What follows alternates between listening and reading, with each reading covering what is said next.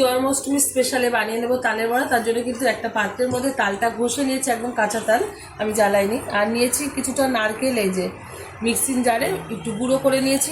4টে কলা, এর মধ্যে কিছুটা উপকরণ মেশাবো, দিয়ে দিচ্ছি স্বাদ মতো লবণ। লবণটা দিলে কিন্তু ব্যালেন্সটা খুব ভালো থাকবে তালের বড়া। দিয়ে দিচ্ছি কিছুটা পরিমাণে মৌরি।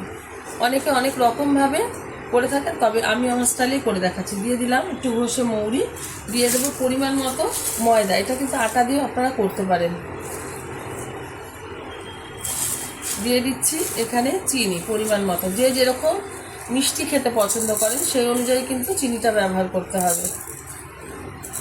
এবার সবগুলো উপকরণ হাত দিয়ে খুব ভালোভাবে চটকে মেখে নেব। তারপরে যদি আমি এখানে দুধ লাগে দুধ ব্যবহার করব, না হলে ব্যবহার করব না, কারণ কলাতে যে আঠা আঠা ভাব আছে এটাতে কিন্তু সুন্দরভাবে তাল আর কলাতে মাখা হয়ে যাবে। ভালোভাবে কিন্তু মাখা হয়ে গেছে, এখানে জল বা দুধ কোনোটাই ব্যবহার করতে হয়নি। এখন আমি বড়াগুলো ভেজে নেব। তালের বড়াগুলো ভাজার জন্য ওভেনে কড়াই বসিয়ে তাতে দিয়ে দিচ্ছি কিছুটা পরিমাণে সাদা তেল। তেলটা গরম হয়ে গেছে, এখন আস্তে আস্তে করে আমি তালের বড়াগুলো ছেড়ে ভেজে নেবো। আমার এই রেসিপি যদি আপনাদের ভালো লেগে থাকে আপনারা অবশ্যই আমার চ্যানেলটিকে সাবস্ক্রাইব করবেন, লাইক করবেন, শেয়ার করবেন। আর এরকমভাবে একবার তালের বড়া ভেজে খেয়ে দেবেন, আশা করি ভীষণ ভালো লাগবে।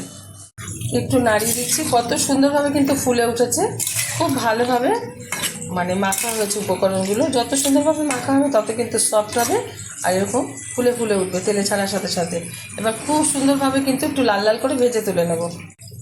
তালের বড়াগুলো কিন্তু খুব সুন্দরভাবে আমি লাল লাল করে ভেজে নিয়েছি, তুলে নেবো একটা পাত্রে। যেগুলো ভাজতে বাকি আছে সেমভাবে ভেজে নেবো। আপনারা কিন্তু অবশ্যই ট্রাই করবেন, আশা করি ভীষণ ভালো লাগবে।